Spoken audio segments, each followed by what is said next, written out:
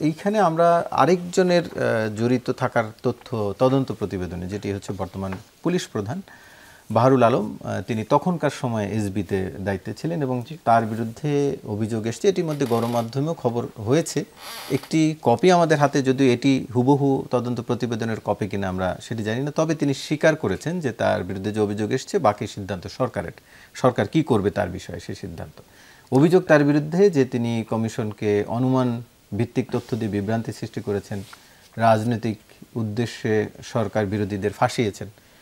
আপনাদের কাছ থেকে একটু জানতে চাইছি যে পরিবাররা কিভাবে দেখছেন আসলে বিষয়গুলো। তিনি তো এখন পুলিশ প্রধান। জি, আমার কাছে মনে হয় যে পরিবার শুধু না, আমার কাছে মনে হয় দেশবাসী ইন জেনারেল এই তদন্ত কমিশনের যে রিপোর্টটা, এইটা হঠাৎ করে এতটা ইমপ্রেসিভ হলো কেন?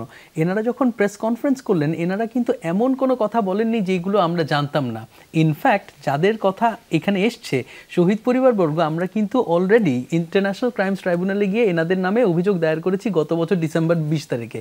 প্রায় সকলের নাম ছিল। এই ভদ্রলোকের নাম খুব সম্ভবত আমরা এতটা ডেপথে তো আর ঢুকতে পারিনি। সেই সময় আমরা পরিবারবর্গ থেকে যে সমস্ত জিনিস শুনেছি ওগুলো অনুসারে আমরা কমপ্লেনটা ফাইল করেছি। এখন এনাদের নাম এসছে, এনাদের এই তদন্ত যে রিপোর্টটা, এটা আইসিটি দেখবে। পরবর্তীতে আইসিটি যদি মনে করে এটা ক্রাইমস এগেইনস্ট হিউম্যানিটি ডেফিনেশনে পড়ে, তাহলেই আসলে তারা বেসিক্যালি প্রসিকিউট করবে। এখন এই তদন্ত কমিশনের যে ইমপ্রেসিভ ব্যাপারটা আমার কাছে ছিল একদম ইনিশিয়ালি, হঠাৎ করে সকলের কাছে, সেটা হচ্ছে যে এনারা দুইজনের নাম এখানে নিয়ে এসছে যারা অত্যন্ত ইনফ্লুয়েন্সিয়াল এবং এই মুহূর্তে ইনফ্লুয়েন্সিয়াল পজিশনে আছে। এবং একজন হচ্ছে গিয়ে আইজিপি এবং আরেকজন হচ্ছে গিয়ে home adviser. Home adviser because of his position, যখন কিনা আর্মি তরফ থেকে যে তদন্ত কমিশনটা ইয়েটা হয় তখন ওটার হেড উনি ছিলেন। এবং ইন্টারেস্টিং ব্যাপারটা আপনি চিন্তা করে দেখেন যে এনারা যেই সিকিউরিটি প্রোটোকলের আন্ডারে আছে সেটা হচ্ছে গিয়ে এনারা এই দুজন দেয়। তো যার কারণে এটা নিঃসন্দেহে একটা সাহসী উদ্যোগ বলে সকলে মনে করেছে।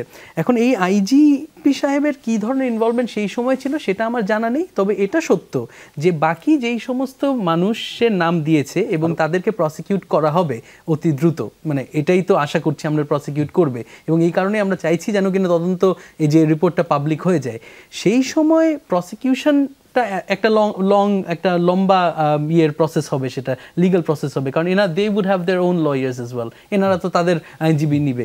তো সেইখানে আইজিপির বিষয়টা আসলে কি করে দেখা হবে এটা এখনো আমরা বলতে পারছি না আর কি, যে এটা কি উনি কি ওই মুহূর্তের জন্য ওনাকে কি সরিয়ে দেওয়া হবে, তাহলে সেই ক্ষেত্রে আইজিপি কি অ্যাক্টিং আইজিপি হবে, নাকি সে আইজিপি থাকা অবস্থায় he is going to be fighting in the court আর কি, সেটা খুব রহস্যময়। তবে আমার কাছে মনে হয় একেবারে ব্যক্তিগত আমার ইয়েটা হচ্ছে যে যদি কিনা একান্ত এই ধরনের একটা জিনিস হয়, ইট উড বি অনারেবল উনি যদি আসলে স্বেচ্ছায় রিজাইন করেন।